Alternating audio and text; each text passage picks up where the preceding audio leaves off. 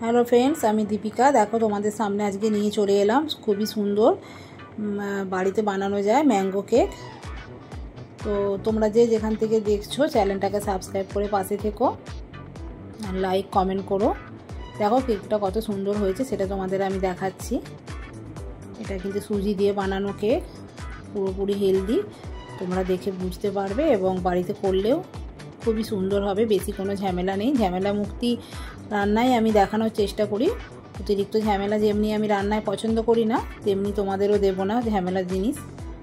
তো কেকটা বানানোর জন্য দরকার হচ্ছে একটা পাকা আম আর কিছু এখানে নাটস আমার কাছে রয়েছিল, যেইগুলো তোমাদের কাছে থাকলে নেবে, নতুবা প্রয়োজন নেই।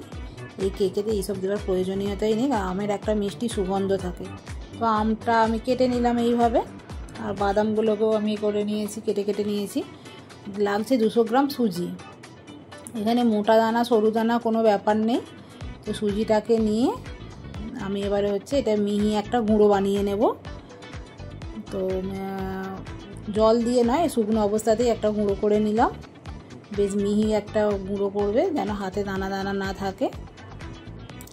এবার যে পাকা একটা বড় সাইজের আম হলে একটা, আমি যেরকম 200 গ্রামে একটা দিয়েছি তাতেই সুন্দর হয়েছে। তোমাদের কাছে ছোট আম থাকলে দুটো দেবে।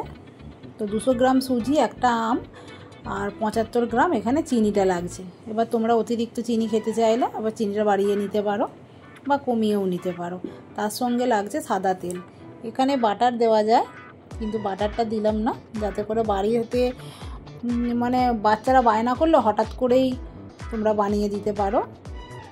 তো সবসময় বাড়িতে বাটার থাকে না, সেই জন্য আমি তেল দিয়েই দেখাচ্ছি, তোমরা পারলে বাটারটা দিও। তো আম, চিনি আর সাদা তেল দিয়ে আমি এটাকেও পেস্ট বানিয়ে নিলাম। নিয়ে আর শুকনো যে সুজিটা গুঁড়ো করে রেখেছিলাম তার মধ্যে দিয়ে দিলাম। এবার ভালো করে এটাকে আস্তে আস্তে একটু আমের সঙ্গে সুজিটার সঙ্গে মেখে নিতে হবে। আর এখানে দিচ্ছি বেকিং সোডা।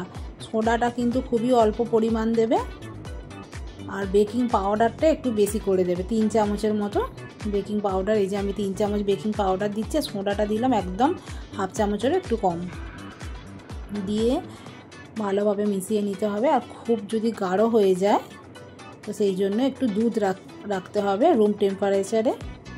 দুধটা একটু দিয়ে আর বুঝে নিতে হবে যে আমি যে ব্যাটারটা বানাচ্ছি সেটা অতিরিক্ত পাতলাও হবে না, অতিরিক্ত গাঢ়ও হবে না। বুঝে বুঝে অল্প অল্প করে দিয়ে সুন্দর করে ব্যাটারটা তৈরি করে নেবে। আমি যেরকম করছি একটু দেখে নাও, বুঝে নাও। এভাবে আমার রেডি হয়ে গেল। তো এটা যেহেতু সুজি আমি রেস্টে রাখলাম 30 মিনিট। এবার 30 মিনিট পর অন করে দিলাম ওভেনটা, দিয়ে একটা কড়াই বসালাম। একদম শর্টকাট প্রসেস বন্ধুরা, তোমরা দেখে নাও, খুবই সুস্বাদু কেক। আর এখানে নুন দিলাম কড়ার মধ্যে, তোমরা পারলে বালিও দিতে পারো। এখানে নুন দিয়ে একদম কড়াটাকে 10 মিনিট পুরো হাই হিট করে নিতে হবে। তো হাই হিট করা হলো। আমার কাছে কেক মোল্ড নেই, তো সেই জন্য আমি একটা এরকম সিলভারের পাতলা বাটি নিয়েছি।